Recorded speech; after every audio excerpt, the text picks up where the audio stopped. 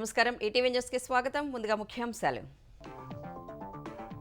ఏపీలో తెలుగుదేశం జనసేన భాజపా పొత్తు మిత్రపక్షాలకు 30 అసెంబ్లీ 6 లోక్సభ స్థానాలు కేటాయించిన చంద్రబాబు నేడు అధికారిక ప్రకటన ఎన్నికలు సమీపిస్తున్న వేళ మరింతగా వైకాపా ప్రలోభాలు నిబంధనలకు విరుద్ధంగా మతపరంగా కార్యక్రమాలు ప్రజలు వాలంటీర్లకు బహుమతులు అమరావతిలో భవనాలు నిరర్ధక ఆస్తులుగా మారకుండా ఎత్తుగడ పూర్తయినట్లుగా జీఏడీతో సిఆర్డీఏ అద్దె ఒప్పందం ఏడాది క్రితమే గుట్టుగా సంతకాలు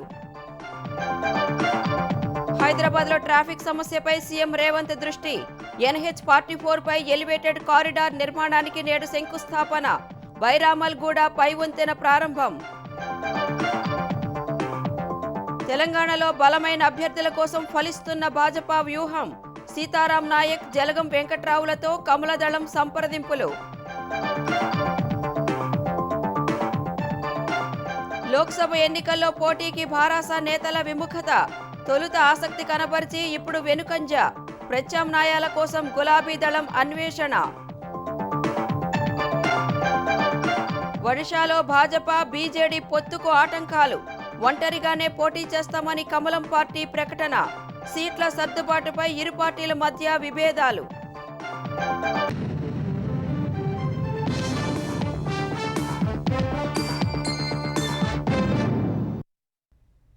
ఆంధ్రప్రదేశ్ ప్రయోజనాలే పరమావధిగా కలిసి పనిచేయాలని భాజపా తెలుగుదేశం జనసేన నిర్ణయించాయి. మిత్రపక్షాలకు 30 అసెంబ్లీ 8 లోక్సభ స్థానాలు ఇచ్చేందుకు తెలుగుదేశం అంగీకరించింది.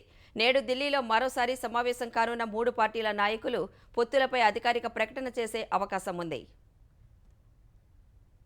ఆంధ్రప్రదేశ్ ప్రయోజనాన్ని కాపాడడానికి కలిసి పని చేయాలని భారతీయ జనతా పార్టీ తెలుగుదేశం జనసేన నిర్ణయించాయి. ఈ మేరకు వచ్చే ఎన్నికల్లో కలిసి పోటీ చేయడానికి ఒప్పందం చేసుకున్నాయి. మొత్తం 175 అసెంబ్లీ 25 లోక్సభ స్థానాలకు గాను భాజపా జనసేన కలిసి 30 అసెంబ్లీ 8 లోక్సభ స్థానాల్లో పోటీ చేయాలని ప్రాథమిక అవగాహనకొచ్చినట్లు తెలిసింది. గురువారం రాత్రి అమిత్ షా జేపీ నడ్డాలతో చంద్రబాబు పవన్ కళ్యాణ్ చర్చలు జరిపారు. పొత్తుల విషయం ఆలస్యమైనందున మిత్రపక్షాల మధ్య ఓట్ల బదిలీని దృష్టిలో పెట్టుకుని జాగ్రత్తగా వ్యవహరించాలని విజయావకాశాల ఆధారంగా ముందుకెళ్లాలని 3 పక్షాలు నిర్ణయించినట్లు తెలిసింది. వచ్చే ఎన్నికల్లో ఎన్డీఏ కూటమి తరపున 400కు పైగా సీట్లు సాధించి కేంద్రంలో బలమైన ప్రభుత్వం ఏర్పాటు చేయాలని లక్ష్యంగా పెట్టుకున్న ప్రధాని మోదీ దాన్ని సాధించడానికి ఎన్డీఏ పూర్వ మిత్రపక్షాలన్నింటినీ ఆహ్వానిస్తున్నారు. అందులో భాగంగా తెలుగుదేశానికి ఆహ్వానం అందడంతో చంద్రబాబు ఈ అవకాశాన్ని ఏపీ ప్రయోజనాలకు ఉపయోగించుకోవాలని భావిస్తున్నారని తెలుగుదేశం వర్గాలు చెబుతున్నాయి. 5 ఏళ్లలో మిగిలిన రాష్ట్రాలన్నీ ముందుకు వెళుతుంటే ఆంధ్రప్రదేశ్ ఒక్కటే వెనక్కుపోయే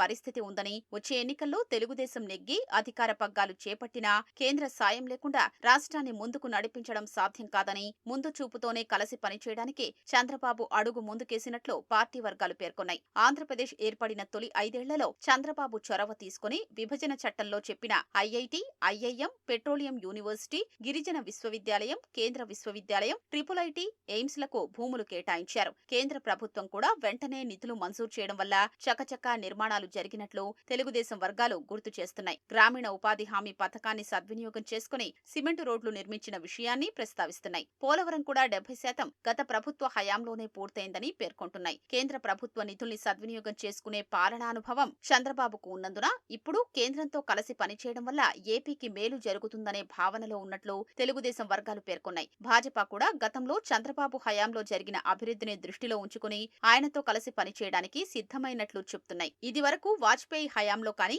గత మోదీ ప్రభుత్వంలో కానీ చంద్రబాబు ఏపీ ప్రయోజనాల్ని తప్పితే ఎప్పుడూ వ్యక్తిగతంగా ఏదీ కోరలేదని, ఆ విషయం భాజపా అగ్రనేతలకు తెలుసు కాబట్టి 2018లో ఎన్డీఏ నుంచి వైదొలిగినప్పటికీ మళ్లీ కలిసి పనిచేద్దామని ఆహ్వానించినట్లు ఉదాహరిస్తున్నాయి. 3 పక్షాల నేతలు ఆంధ్రప్రదేశ్ విస్తృత ప్రయోజనాల్ని దృష్టిలో పెట్టుకోవడం వల్లే ఎవరూ సీట్ల సంఖ్యకు కాకుండా రాష్ట్రానికి ప్రాధాన్యమిచ్చేలా చర్చించినట్లు చెబుతున్నారు. ఈ సమావేశంలో అందరూ మనసు విప్పి మాట్లాడుకున్నట్లు పేర్కొంటున్నారు. అందుకే జనసేన ఇదివరకు 24 అసెంబ్లీ 3 లోక్సభ స్థానాల్లో పోటీ చేయనున్నట్లు ప్రకటించినా భాజపా కూటమిలో చేరారని నిర్ణయించాక ఇరు పార్టీలకు కలిపి కుదిరిన 30 అసెంబ్లీ 8 లోక్సభ స్థానాల్లో ఒక సీటు అటూ ఇటుగా సర్దుకుపోవడానికి సిద్ధమైనట్లు తెలుస్తోంది. బహుశా భాజపా 6 లోక్సభ స్థానాల్లో పోటీ చేయొచ్చని చెబుతున్నారు. అసెంబ్లీ స్థానాల్లోనూ ఆ 2 పార్టీల మధ్య ఒకటి అటూ ఇటుగా సర్దుబాటు జరగొచ్చని తెలుస్తోంది. 30 అసెంబ్లీ 8 లోక్సభ స్థానాలపై 3 పార్టీలు అవగాహనకొచ్చినందున ఆ స్థానాలపై అంశాలపై తదుపరి చర్చ జరగొచ్చని అంచనా వేస్తున్నారు. చర్చల్ని ముందుకు తీసుకెళ్లడానికి 3 పార్టీల అగ్రనేతలు శుక్రవారం మరోసారి భేటీ కావాలనుకున్న అమిత్ షా, జేపీ నడ్డాలకున్న ముందస్తు కార్యక్రమాల వల్ల సాధ్యం కాలేదని తెలిసిందే. శనివారం ఉదయం 11 గంటలకు మళ్లీ సమావేశం కావాలని నిర్ణయించారు. ఈ సమావేశంలో మిగిలిన అన్ని అంశాలపై పూర్తి ఒప్పందం చేసుకునే అవకాశం ఉన్నట్లు సమాచారం. ఇప్పటి వరకు పొత్తులపై 3 పార్టీల వారెవ్వరూ అధికారికంగా ప్రకటించలేదు. శనివారం భేటీ తర్వాత అధికారిక ప్రకటన వెలువడే అవకాశం ఉందని అంచనా వేస్తున్నారు. ప్రచార పథకాలు పనికిరావని అనుకుంటున్నారో, 5 ఏళ్ల పాలన వ్యర్థమైందని అర్థమైందో కానీ వైకాపా నేతల్లో దింపుడు కళ్ల ఆశలు మొదలయ్యాయి. అందుకే ఎన్నికల కమిషన్ హెచ్చరికలను బేఖాతరు చేస్తూ షెడ్యూల్కు ముందే ప్రలోభాలకు తెరతీశారు. ప్యాంట్లు, చొక్కాలు, చీరలు, కుక్కర్లు, సెల్ ఫోన్లు, టీ కప్పులు ఇలా చిల్లర తాయిలాలతో కుల మత సంఘాలకు ఎరవేస్తున్నారు. ఆంధ్రుల భవితవ్యాన్ని మళ్లీ అంధకారం చేసేందుకు ఎత్తులు వేస్తున్నారు. ఎన్నికలు దగ్గర పడుతున్న వేళ అధికార వైకాపా నాయకులు ఆంధ్రప్రదేశ్ ఓటర్లను ఆకర్షించడమే లక్ష్యంగా ప్రలోభాల దంతాను విస్తృతం చేశారు. ఊరూరా చీరలు, ప్యాంట్లు, షర్టులు, కుక్కర్లు, టీ కప్పుల సెట్లు, మిఠాయిలు, సెల్ ఫోన్లతో పాటు 5 నుంచి 6 వేల నగదు పెట్టిన కవర్లను పెద్ద ఎత్తున పంపిణీ చేస్తున్నారు. ఆత్మీయ సమావేశాల పేరిట కుల మత సంఘాల సభ్యుల్ని, ప్రతినిధుల్ని కలుస్తూ మత ప్రాతిపదికన ఓట్లు అడుగుతున్నారు. ఇలాంటి చర్యలన్నీ చట్టపరంగా శిక్షార్హమని కొన్ని రోజులుగా ఎన్నికల సంఘం చెబుతూనే ఉంది. వైకాపా నాయకులు మాత్రం మతం మాటున పెద్ద ఎత్తున ప్రచారం చేస్తున్నారు. హోంమంత్రి తానేటి వనిత తూర్పుగోదావరి జిల్లా దేవరపల్లి మండలం ఎర్నగూడెంలో వైకాపా మళ్లీ అధికారంలోకి రావాలని క్రైస్తవ పాస్టర్లతో ప్రార్థనలు చేయించారు. ఆ సమావేశానికి హాజరైన వారందరికీ నూతన వస్త్రాలు పంపిణీ చేశారు. సీఎం జగన్ మేనత్త వైఎస్ విమలారెడ్డి ఆంధ్రప్రదేశ్ వ్యాప్తంగా క్రైస్తవ పాస్టర్లతో ఆత్మీయ సమావేశాలు నిర్వహిస్తూ జగన్ను ఆశీర్వదించారని పిలుపునిస్తున్నారు. మంత్రి జోగి రమేష్ అయితే పుట్టుకతో క్రైస్తవులమైన మనమంతా యేసుబిడ్డ జగన్ను మరోసారి ముఖ్యమంత్రిగా, నన్ను ఎమ్మెల్యేగా గెలిపించుకోవాలి అంటూ ఇటీవల పాస్టర్లను, దైవ సహాయకుల్ని కోరారు. సీఎం జగన్, మంత్రి పెద్దిరెడ్డి రామచంద్రారెడ్డి, ఎంపీ మిథున్ రెడ్డి, ఎమ్మెల్యే చింతల రామచంద్రారెడ్డిల ఫోటోలు ముద్రించిన బ్యాగుల్లో చీరలు పెట్టి అన్నమయ్య జిల్లా పీలేరు నియోజకవర్గంలో వాలంటీర్ల ద్వారా ఇంటింటికి పంపిణీ చేశారు. ఎంపీ, ఎమ్మెల్యే మీకు చీరలు పంపించారు, వారిని గుర్తుంచుకుని ఓటెయ్యాలి అంటూ ప్రచారం చేయించారు. ప్రభుత్వ ఖజానా నుంచి గౌరవ వేతనం, పారితోషికాలు తీసుకుంటున్న వాలంటీర్లు ఒక రాజకీయ పార్టీ తరపున ప్రచారం నిర్వహించడం చట్టవిరుద్ధం. ఇది అధికార దుర్వినియోగం కిందకొస్తుంది. విశాఖపట్నం జిల్లా గాజువాక నియోజకవర్గ వైకాపా సమన్వయకర్త ఉరుకూటి రామచంద్రరావు ఆధ్వర్యంలో వార్డు వాలంటీర్లకు కుక్కర్లు, రిసోర్స్ పర్సన్లకు చీరలు పంపిణీ చేశారు. మంత్రి దాడిశెట్టి రాజా అయితే వాలంటీర్లకు సెల్ ఫోన్లు ఇచ్చారు. నెల్లూరు జిల్లా ఆత్మకూరు వైకాపా ఎమ్మెల్యే మేకపాటి విక్రమరెడ్డి నియోజకవర్గ పరిధిలోని వాలంటీర్లకు 7,000 చొప్పున నగదు పంపిణీ చేశారు. ప్రొద్దుటూరు వైకాపా ఎమ్మెల్యే రాజమల్లు శివప్రసాద్ రెడ్డి వెలుగు యానిమేటర్లకు డిన్నర్, టీ కప్పుల సెట్లు పంపిణీ చేశారు. గృహ నిర్మాణ శాఖ మంత్రి జోగి రమేష్, విజయవాడ సెంట్రల్ నియోజకవర్గ వైకాపా సమన్వయకర్త వెలంపల్లి శ్రీనివాసరావులు వాలంటీర్లు, సచివాలయాల ఉద్యోగులు, రిసోర్స్ పర్సన్లకు కుక్కర్లు, చీరలు పంపిణీ చేస్తున్నారు. ఈ వ్యాలెట్ల ద్వారా వాలంటీర్ల ఖాతాలకు డబ్బులు పంపిస్తున్నారు. మైలవరం నియోజకవర్గ వైకాపా సమన్వయకర్త సర్నాల తిరుపతిరావు వాలంటీర్లకు చీర, స్వీట్ ప్యాకెట్, 5,000 నగదు పంపిణీ చేశారు. మైలవరంలో వైకాపాను మరోసారి గెలిపించేలా వాలంటీర్లు ఉత్సాహంగా ప్రజల్లోకి వెళ్లి ప్రచారం చెయ్యాలని కోరారు. రాజానగరం నియోజకవర్గ వైకాపా ఎమ్మెల్యే జక్కంపూడి రాజా సతీమణి రాజశ్రీ సచివాలయ ఉద్యోగులు, అంగన్వాడీ, ఆశా కార్యకర్తలకు కానుకలు పంపిణీ చేశారు. విశాఖపట్నం తూర్పు నియోజకవర్గంలో ఎంపీ ఎంవీవీ సత్యనారాయణ ఇంటింటికి చీరలు పంపిణీ చేశారు. మంత్రి చెల్లుబోయిన వేణుగోపాలకృష్ణ తరపున ఆయన తనయుడు డిన్నర్ సెట్లను పంపిణీ చేస్తున్నారు. బాపట్ల వైకాపా ఎమ్మెల్యే కోన రఘుపతి తరపున ఆయన కుటుంబీకుడు కోన వెంకట్ మహిళలకు చీరలు, పురుషులకు ప్యాంటు, షర్టు బిట్లు పంపిణీ చేశారు. అన్నమయ్య జిల్లా రైల్వే కోడూరు నియోజకవర్గంలో వైకాపా నేతలు ఇంటింటికి వెళ్లి చీరలు పంపిణీ చేశారు. మంత్రి రోజా నగర నియోజకవర్గంలోని మహిళలకు మహిళా దినోత్సవ కానుక పేరిట చీరలు, జాకెట్లు పంపిణీ చేశారు. చంద్రగిరి వైకాపా ఎమ్మెల్యే చెవిరెడ్డి భాస్కర్ రెడ్డి సంక్రాంతి కానుకల పేరిట నియోజకవర్గంలోని ప్రతి ఇంటికి కుక్కర్లు అందజేశారు. వాటిపై వైకాపా అభ్యర్థిగా పోటీ చేరున్న చెవిరెడ్డి మోహిత్ రెడ్డి ఫోటో ముద్రించారు. చెవిరెడ్డి భాస్కర్ రెడ్డి ఒంగోలు లోక్సభ నియోజకవర్గ వైకాపా అభ్యర్థిగా పోటీ చేయనున్న నేపథ్యంలో అక్కడా తాయిలాల పంపిణీ పెద్ద ఎత్తున సాగిస్తున్నారు. డబ్బు, మద్యం ప్రలోభ పెట్టేందుకు పంపిణీ చేసే అవకాశం ఉన్న వస్తువులపై దాడులు చెయ్యాలని కేంద్ర ఎన్నికల సంఘం ప్రధాన కమిషనర్ రాజీవ్ కుమార్ జనవరి 10న విజయవాడలో నిర్వహించిన సమావేశంలో ఆంధ్రప్రదేశ్ అధికారుల్ని ఆదేశించారు. కేంద్ర ఎన్నికల సంఘం ఇంత స్పష్టమైన ఆదేశాలు ఇచ్చినా ఆంధ్రప్రదేశ్ అధికారులు ఎక్కడా దాడులు చేయట్లేదు. ఆంధ్రప్రదేశ్లో ప్రజాస్వామ్యం విషమ పరీక్షలను ఎదుర్కొంటోందని సిటిజన్స్ ఫర్ డెమోక్రసీ ప్రధాన కార్యదర్శి, ఆంధ్రప్రదేశ్ పూర్వ రాష్ట్ర ఎన్నికల కమిషనర్ నిమ్మగడ్డ రమేష్ కుమార్ అన్నారు. ఏపీ వ్యాప్తంగా ఓటర్లను పెద్ద ఎత్తున ప్రలోభపెట్టే కార్యక్రమాలు సాగుతున్నాయని ఆయన చెప్పారు.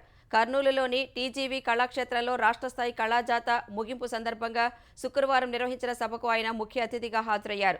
ఓటరు జాబితాలో ఎన్నడూ లేనంత భారీ స్థాయిలో అక్రమాలు ఏపీలోనే వెలుగులోకి వస్తున్నాయని చెప్పారు. నిబద్ధతతో పనిచేసే ఉపాధ్యాయులను పక్కన పెట్టి కేవలం తమకు తాబేదారులుగా ఉండే సచివాలయ ఉద్యోగుల్లో కొందరిని బీఎల్ఓలుగా నియమించారని రమేష్ విమర్శించారు. మొదటి తప్పు ఇక్కడే జరిగిందని, ఇబ్బడి ముబ్బడిగా దొంగ ఓట్లు చేర్చారని అన్నారు. లోపాలు సవరించాల్సిన ముఖ్య ఎన్నికల అధికారి చెవులు కళ్ళు మూసుకుంటే ఎలాంటి ఫలితాల్ని ఆశించగలమని దుయ్యబట్టారు. ఈ రోజు రాష్ట్రంలో పెద్ద ఎత్తున ఓటర్లను ప్రలోభం చేసే కార్యక్రమాలు జరుగుతున్నాయని పత్రికల వారందరూ ఘోషిస్తున్నారు. చీరలు పంచుతున్నారు, ప్రెషర్ కుక్కర్లు పంచుతున్నారు, ఫ్యాన్లు పంచుతున్నారు. డబ్బు సంగతి సరే ఇవన్నీ జరుగుతుంటే కళ్ళు మూసుకుని ధృతరాష్ట్ర ప్రభుత్వం ఏర్పడిందా అని చెప్పి నేను మిమ్మల్ని ప్రశ్నిస్తా ఉన్నాను. వ్యవస్థలను విధ్వంసం చేసి, విలువలను విధ్వంసం చేసి, ఎన్నికలు జరగాల్సిన విధి విధానాలను పక్కన పెట్టి నిశ్చిగ్గుగా జరుగుతున్న ప్రయత్నాలని సిటిజన్స్ ఫర్ డెమోక్రసీ స్వాగతించట్లేదు, గర్హిస్తుంది. లోక్సభ ఎన్నికలకు తెలంగాణలో బలమైన అభ్యర్థులను నిలిపేందుకు వీలుగా భాజపా చేపట్టిన ఆపరేషన్ ఆకర్ష్ సత్ఫలితాలనిస్తోంది. ఇప్పటికే నాగర్ కర్నూలు, జహీరాబాద్ సిట్టింగ్ ఎంపీలను పార్టీలో చేర్చుకున్న భాజపా తాజాగా మాజీ ఎంపీ సీతారాం నాయక్, మాజీ ఎమ్మెల్యే జలగం వెంకట్రావులను తమ గూటికి తీసుకొచ్చేందుకు తీవ్ర ప్రయత్నాలు చేస్తోంది. అసెంబ్లీ ఎన్నికల నాటి నుంచి అసంతృప్తితో ఉన్న సీతారాం నాయక్ తాజాగా మహబూబాబాద్ ఎంపీ టికెట్ ఆశించి భంగపాటుకు గురయ్యారు. భారాసకు దూరంగా ఉన్న జలగం వెంకట్రావు మాజీ ముఖ్యమంత్రి కిరణ్ కుమార్ రెడ్డితో సమావేశమైనట్లు సమాచారం. భాజపాలో చేరేందుకు ఆయన సుముఖత వ్యక్తం చేసినట్లు తెలుస్తోంది. నల్గొండ, వరంగల్ స్థానాల్లో చివరి క్షణం వరకు బలమైన నేతల కోసం వేచి చూడాలని భాజపా భావిస్తోందని సమాచారం. భారాస నుంచి పలువురు నేతలు పార్టీని వీడుతుంటే మరికొందరు లోక్సభ ఎన్నికల్లో పోటీకి వెనుకంజ వేస్తున్నారు. చేవెళ్ల ఎంపీ రంజిత్ రెడ్డితో ఇది ప్రారంభమైంది. పార్టీ సన్నాహక సమావేశంలో రంజిత్ రెడ్డిని మళ్లీ గెలిపించుకుంటామని నియోజకవర్గ పరిధిలోని నేతలు తీర్మానం చేశారు. ఆ తర్వాత మాజీ మంత్రి మహేందర్ రెడ్డి సతీమణితో పాటు పలువురు నేతలు భారాసను వదిలి కాంగ్రెస్లో చేరారు. దీంతో పాటు ఇతర పరిణామాల నేపథ్యంలో రంజిత్ రెడ్డి పోటీకి వెనుకంజ వేశారు.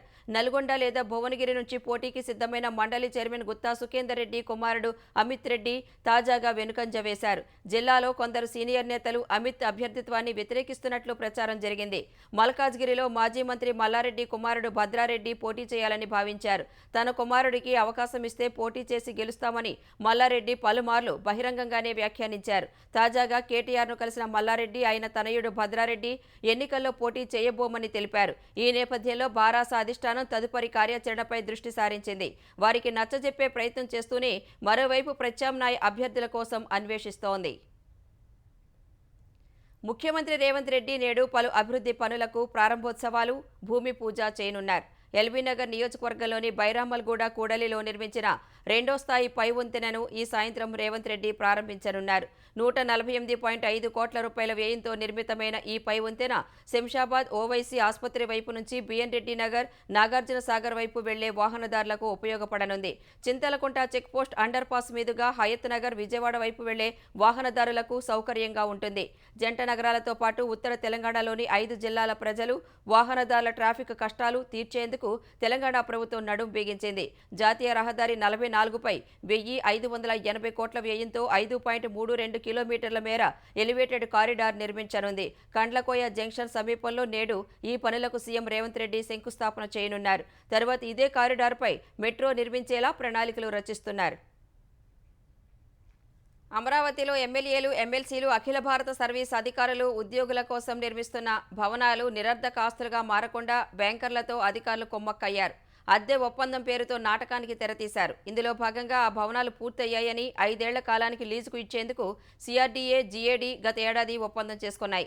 ఒప్పందంలో నిబంధనలను అధికారులే ఉల్లంఘించారు. ఈ మేరకు గత నెలలో bogus date of commencement of commercial operations పత్రాన్ని సిఆర్డీఏ సమర్పించింది.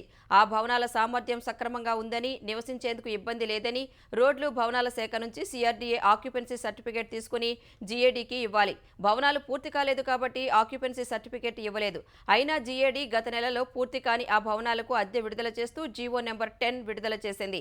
ఈ భవనాల నిర్మాణానికి సిఆర్డీఏకి బ్యాంకులు 1950 కోట్ల రుణం ఇచ్చాయి. వైకాపా ప్రభుత్వం రాకతో పనులు ఆగిపోయాయి. ఈ భవనాలు వినియోగంలోకి వచ్చాయని బ్యాంకర్లకు చూపించకపోతే నిరర్ధక ఆస్తిగా ప్రకటిస్తారు. అప్పుడు రుణానికి గ్యారంటీ ఇచ్చిన ప్రభుత్వమే ఆ రుణాన్ని ఏకమొత్తంగా చెల్లించాలి. దీన్ని తప్పించుకునేందుకు గత నెలలో సిఆర్డీఏ బ్యాంకర్లకు తప్పుడు డీసీసీఓ సమర్పించింది. తరువాత 2023 ఫిబ్రవరి నుంచి డిసెంబర్ వరకు అద్దె నిమిత్తం 69.36 కోట్లు సిఆర్డీఏకు విడుదల చేస్తున్నట్లు జీవో నెంబర్ 10లో పేర్కొన్నారు. ఈ జీవో డీసీసీఓలను ఆధారంగా చేసుకుని భవనాలు నిరర్ధక ఆస్తిగా మారకుండా బ్యాంకర్లు చర్యలు చేపట్టారు. మరో సిట్టింగ్ ఎంపీపై వైకాపా వేటు వేసింది. అమలాపురం ఎంపీ చింతా అనురాధ టికెట్ను ముఖ్యమంత్రి జగన్ చించేశారు. 11వ జాబితా విడుదల చేసిన వైకాపా 2 పార్లమెంటు 1 అసెంబ్లీ నియోజకవర్గానికి ఇన్ఛార్జీలను ప్రకటించింది. అమలాపురం లోక్సభ స్థానం ఇన్ఛార్జిగా ఎమ్మెల్యే రాపాక వరప్రసాద్ను జగన్ నియమించారు. గత ఎన్నికల్లో రాజోల నుంచి జనసేన ఎమ్మెల్యేగా ఎన్నికైన రాపాక వరప్రసాద్ ఎన్నికల తర్వాత వైకాపాలో చేరారు. ఆయనకు రాజోలు టికెట్ నిరాకరించిన జగన్ అమలాపురం లోక్సభ స్థానం ఇన్ఛార్జిగా నియమించారు. రాజోల అసెంబ్లీ ఇన్ఛార్జిగా ఇటీవల తెలుగుదేశం నుంచి వైకాపాలో చేరిన గొల్లపల్లి సూర్యారావును ప్రకటించారు. కర్నూలు పార్లమెంటు ఇన్ఛార్జిగా బీవై రామయ్యను నియమించారు. కర్నూలు ఎంపీ సంజీవ్ కుమార్కు టికెట్ నిరాకరించడంతో ఆయన రాజీనామా చేశారు. ఆయన స్థానంలో మంత్రి గుమ్మనూరు జయరాంను నియమించినా ఆయన పోటీ చేయనని చెప్పి తెలుగుదేశంలో చేరారు. నల్గొండ జిల్లాకు మాజీ ముఖ్యమంత్రి కేసీఆర్ తీరని అన్యాయం చేశారని, వేల కోట్లు దోచుకోవడానికే కాళేశ్వరం ప్రాజెక్టు నిర్మించారని తెలంగాణ రోడ్లు భవనాల శాఖ మంత్రి కోమటిరెడ్డి వెంకటరెడ్డి ఆరోపించారు. నల్గొండలో పర్యటించిన ఆయన 326 కోట్ల విలువైన వివిధ అభివృద్ధి పనులకు శంకుస్థాపనలు, ప్రారంభోత్సవాలు చేశారు. శ్రీశైలం సొరంగం, బ్రాహ్మణ వెల్లంల ప్రాజెక్టులను పూర్తి చేస్తేనే తన కల నెరవేరుతుందని కోమటిరెడ్డి వెంకటరెడ్డి చెప్పారు. ఎస్ఎల్బీసీ ప్రాజెక్టును త్వరలోనే పూర్తి చేసి జిల్లాలో నీటి ఎద్దడి లేకుండా చేస్తామన్నారు. ట్యాంకర్ల ద్వారా అయినా నీళ్లు ఇచ్చి జిల్లాలో నీటికి ఇబ్బందులు లేకుండా చూస్తామని మంత్రి తెలిపారు. కాంగ్రెస్ పార్టీని టచ్ చేస్తే బారాస ఫామ్ హౌస్లు కూలిపోతాయని మంత్రి కోమటిరెడ్డి వెంకటరెడ్డి హెచ్చరించారు. తెలంగాణ ఇచ్చిన కాంగ్రెస్ పార్టీ ప్రభుత్వాన్ని పడగొడితే ఈ 4 కోట్ల మంది ఏకమవుతారు. కట్టుకున్న ఫామ్ హౌస్ కూడా బద్దలు కొడతారు. మీరు ప్రజాస్వామ్యంగా ఉండండి. మా ఎమ్మెల్యేలు మీరు ఉన్నారు. మేము చేయాలనుకుంటే మేము 39 మందిలో 3 కూడా మిగిలరు. కానీ మేము చేయం. ఈ 64ని మంచి పనులు చేసి మళ్ళీ 156 కాన్స్టిట్యూన్సీలు అవుతున్నాయి. 130 గెలిపించుకుంటాం మంచి పనులతో. మీలాగా ధరణి దందాలు, దొంగ కాళేశ్వరంలో, టానిక్ వైన్ షాపులు, ఢిల్లీలో లిక్కర్ షాపులు, ఎవరు జైల్లో ఉంటారో తెలియదు, ఎవరు బయట ఉంటారో తెలియదు. మమ్మల్ని టచ్ చేసే ధైర్యం లేదు. టచ్ చేస్తే ఆ పార్టీనే ఉండదు. ఉద్యోగులకు సంబంధించి 4 కరువు భత్యాలు విడుదల చేయాలని, ప్రభుత్వ ఉద్యోగులకు ఎంప్లాయ్మెంట్ హెల్త్ స్కీమ్ అమలు చేయాలని మాజీ మంత్రి బారాస ఎమ్మెల్యే హరీష్ రావు డిమాండ్ చేశారు. వేతన సవరణ గడువు ముగుస్తున్న నేపథ్యంలో ప్రభుత్వం తక్షణం స్పందించాలని కోరారు. ఉద్యోగులకు జీతాలు ఇవ్వడాన్ని తాను వ్యతిరేకిస్తున్నట్లు కొందరు రాజకీయ ప్రేరేపిత దుష్ప్రచారం చేస్తున్నారని ఆరోపించారు.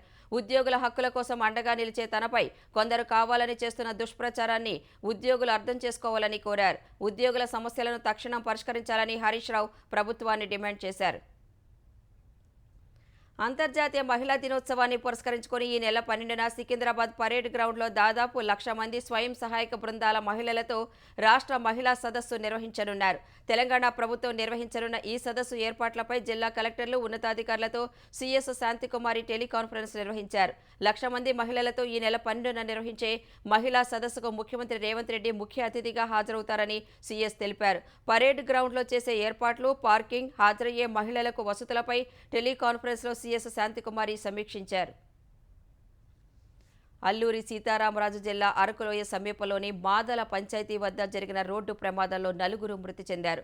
మరో 5 తీవ్రంగా గాయపడ్డారు.